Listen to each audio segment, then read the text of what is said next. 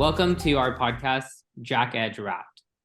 Taking our cue from some of your favorite streaming platforms, such as Spotify, we are taking our own ride down memory lane and revisiting some of our favorite articles from this year. This is your host, Pratik Doshi. I currently serve as the editor of JACC Edge monthly newsletter, where we do deep dives in hot topics in cardiology. I'm really lucky to be joined by our two new associate editors, Sneha Nandy and Steve Dunn. Sneha is our cardiology fellow at the University of Minnesota, and Steve Dunn is the lead pharmacist in cardiology at the University of Virginia. And both of them are here to help me walk down this memory lane together. Sneha, Steve, thank you so much for joining me. I really appreciate it. Before we kind of jump into this topic, though, I'd love for both of you to take a second and introduce yourself and share a one-liner about yourselves with our audience, and maybe something about yourselves that you like to enjoy outside of the world of medicine. Sneha, maybe you can start us off. Sure. Thank you, Pratik, for having us. I'm sure Steve and I are both very excited to be part of the JACC Edge family and think you guys have been doing some really fantastic work. I'm Sneha. I'm a first-year cardiology fellow at the University of Minnesota.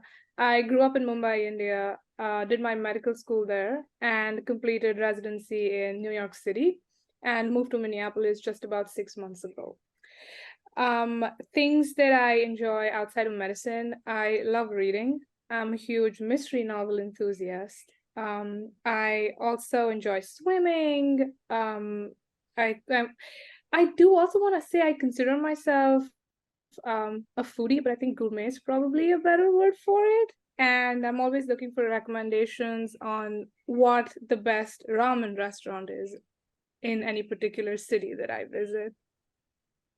Our audience might not know this, but Sneha is actually on this side of the country. She's on the West Coast currently. So we spent the last 10 minutes before this recording going over food recommendations in San Diego. So very much living up to the foodie dream. Yep, absolutely. Steve, how about you? A one-liner from you. Yeah, so I'm Steve. I'm a pharmacist at UVA Health in Charlottesville. So Charlottesville's in the mountains, or at least nearby the Blue Ridge Mountains. So I do like to pretend to be athletic and, mountain bike and hang out with the family. And, I golf as well. So which is, I think it was a quote attributed to Mark Twain, but it's really just a long walk spoiled by the game. I like food and restaurants as well. Sneha, if you're in Charlottesville, there is no good ramen here, in my opinion. But I will keep that in mind. Thank you. We're going to have to fly Steve out to the West Coast for some better food options. Absolutely. Yeah, absolutely. Especially sushi, ramen, Absolutely. So without further ado, I think it's time we jump into our topic. So as we're doing a JACC Edge Wrapped edition, we want to talk about some of our favorite articles, our favorite memes, and our favorite teaching points that we've gained over the last year. So to start us off, maybe Steve, can you tell us a little bit about which article or which edition of JACC Edge really spoke to you over this past year? Yeah, so I certainly have a couple of things that caught my eye a bit, but I think my main practice area, so when I hang out on rounds with you all, I primarily do it in our CCU. So I was really interested to read about the CCU versus non-cardiac intensive care units in terms of outcomes with these patients, because it gets into this nice turf war thing where we're like, yeah, we do a really good job here of caring for these patients, even though we have no one from critical care that's formally trained in here. And yeah, I think we do a great job. But this article, of course, I chose it also because it appeals to my biases, because it basically just says there's overall not a huge difference between who takes care of the patients with respect to overall survival. And I think getting into the weeds a little bit, it does find some differences with non-cardiac conditions, but overall it appeals to our biases. It's a very contemporary topic for us as well, because we don't have a lot of intensivist trained cardiologists at UVA, and so we're having that discussion now about how to integrate intensivists into our CICUs. So I think that's my serious answer. But as far as memes go, I really enjoyed the quote from the depths of the ICU, which was prayer is the fifth pressor. Really made me laugh quite a bit. But really, my answer is the Momentum 3 trial, which included a Hermione Granger meme saying that it is Leviosa, not Leviosar. And I can't help but think of that every time somebody talks about a HeartMate 3 now, and just seeing, like, and I wave a wand kind of in the background and everyone thinks I'm crazy. But yeah, that's the genesis. So I think those are probably my favorite things of the year, reading through JACC Edge. No, that's awesome. I think that whole critical care edition was so much fun to write and so much fun to put together. Dr. Mike Solomon and Rob Roswell, both who are the co-chairs of critical care cardiology, were wonderful to talk to. And they really described a strategic vision for how we integrate critical care, both as a fellowship topic for future intensivists to train in within cardiology, but also as a career option in general for people interested in cardiology to really like go into, master, and then go out into the world and perform. And not only even at the academic level, but even at the community hospital level and outpatient level. So it's really interesting to see how things are changing, and I agree with you. This is a very like evolving field. The Hermione Granger really speaks to all of us. But yeah, Sneha. Oh no, I was going to say, it is so great though that we have a lot of these cardiology critical care fellowships coming up, because we recently got ACGME approval for one of our own. And this is not just a critical care fellowship. It's one that has a focus on cardiology critical care. So essentially for those who are board certified cardiologists and want to specifically be CCU directors someday.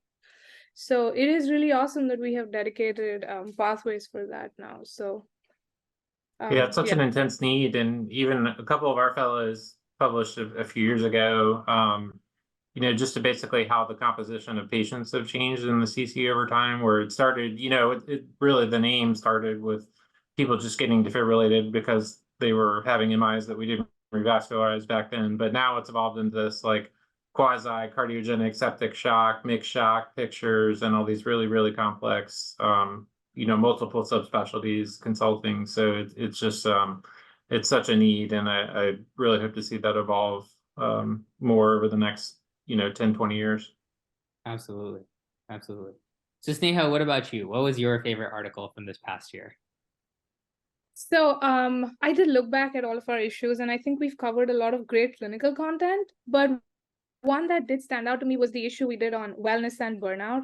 I think it was February this year, and the range and choice of articles in that issue was just fantastic. So I have to really say great job, Pratik, on curating that.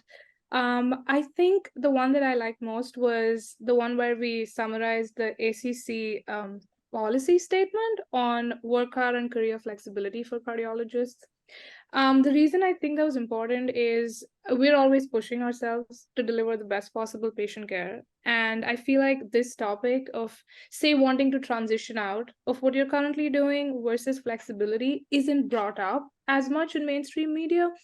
And having the ACC comment on that, and not just comment on it, I think releasing a policy statement would definitely encourage both academic institutions and even private practices to factor that in and make it something that we talk more about. And some of the things they suggested, I think, are very actionable points. For example, they talk about how, at least for a fellow, I realize how important this is, because what I feel I lack most at this point is autonomy, right, over schedule or over what I want to do. Is that I want to be able to say that, yes, I'll work back to back for 2 weeks, but the end of March is really important to me, and I'd like to be able to take that week off. And just being able to do that without compromising on whatever your other professional goals are, your patient care responsibilities, is just so important. And I feel like if culture changes to incorporate that, that would be really fantastic. And the other thing is one where they're talking about, this is more applicable to those who are early and mid-career, is if you want to transition out of something that you think is more demanding towards something that's maybe a little non-clinical. For example, I know that some of faculty that I've worked in the past, they've trained as interventional cardiologists, but as they move towards like their mid-career, had some children, wanted to focus on their family, they did want to move back towards more of a non-invasive practice. And I know that might have been harder 20 years ago when this particular attending wanted to do it. But going forward, if that's something that we normalize or have strategies for, then I think that will be very relevant and very helpful to future trainees as well. I agree. And, I really, really love that you brought this up. So our February edition was the first time we did a podcast, and we had Dr. Lakshmi Mehta be a part of that. And so she described some of the efforts, some of the things she experienced personally and some of her colleagues have experienced, but also the efforts that the ACC and JACC, both as leading institutions, have taken to try to address that. So I love that it's speaking to you as a early career cardiology fellow, as me as an internal medicine resident who's seeing a field evolve. And I also think it speaks volumes to our non-physician colleagues as well, because we all work together, and we can't change the field with just one part of that, one part of that field changing. So we all kind of need to work together. And I love that we're all coming together and recognizing that medicine is important, that patient care is important, but if we don't take a second to take care of our providers as well, then we're not delivering the highest quality care that we can. And I think part of that comes into making sure we provide options for flexibility, making sure we think about how life happens at the same time, while we're in the hospital. And people still have, families, people have kids, people have parents and other responsibilities that can pull them away from the hospital, and that can sometimes feel like a burden to them as a person, and feel like they're being taken away from patient care. But if we normalize it, and if we create institutional support where it doesn't feel like a burden and it feels like the people around us are supporting us, I think that creates a very healthy environment, and one that will attract, I think, the best and the brightest to come into. Mm-hmm. Yeah, and speaking as someone like mid-career, I think it's such an important perspective to have, even as a non-physician, that it's really a marathon and not a sprint. And although it's hard to feel that, I think when you guys are training, like it's such a thrash, I guess I would say, and knowing that light is at the end of the tunnel, but a lot of times people come out and still keep the pace that you have when you guys are training, and it just becomes really difficult to manage all that, and then all these like great things that are happening in your life outside of that. But really, my contribution to you all in terms of preventing burnout and residency and traineeship is just tell you all that I think you're doing a great job, and keep up the good work. And that probably isn't very helpful, but I feel like that's what I can contribute. You'll be surprised. Sometimes when you hear that, that's the boost that you need to make it through the day. So good. I won't discount how important those types of comments and pleasantries are. Yeah. And I think I also love that they talked about branching out. That yes, you're physicians, you've trained to be medical doctors, but there is a time when you feel like, I want to move out to something a little bit beyond medicine, right? In fact, Sheryl Sandberg, I think she's still Facebook COO, but she did write this book. I know that book was more centered on female physicians. It was in the corporate, but then she talks about how your career is going to be like a jungle gym and not a ladder.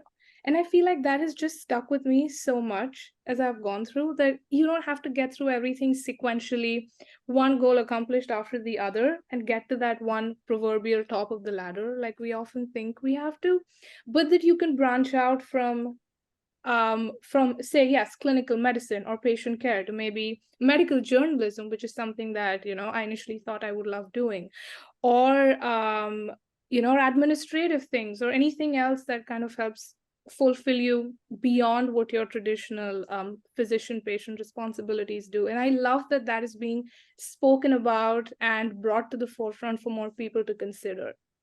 I also think that it's worth mentioning that today, compared to any time in modern medicine, we have more options available to us as providers.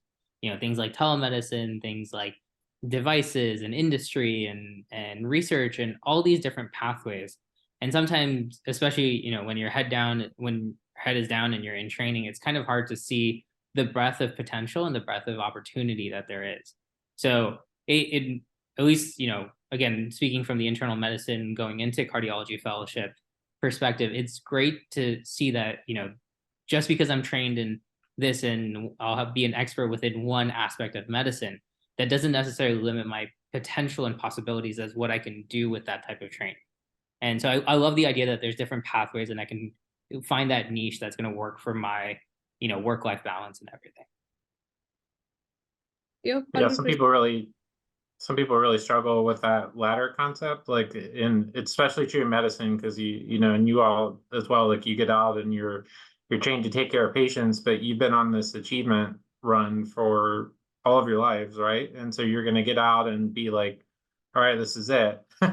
And there's only maybe so many upward moves you can make. You could run your practice or hospital administration or whatever, but some people really need that and have to find kind of other ways to branch out. So it's such a great perspective. Absolutely. Well, I don't want to take up everyone's time for too much, and I just wanted to thank you, Sneha and Steve, for all of your hard work and for joining the JACC Edge family. We're really excited to bring, from all three of us, we're very excited to bring you very engaging content this year and for the years to come. For more content from this year, as well as other hot topics in cardiology, please subscribe to the JACC Edge newsletter. And for our listeners, this is your host, Pratik Doshi. These are our two associate editors, Sneha Nandy and Steve Dunn. And we hope to catch you next time on the JACC Edge podcast. Happy holidays from all of us over here at JACC.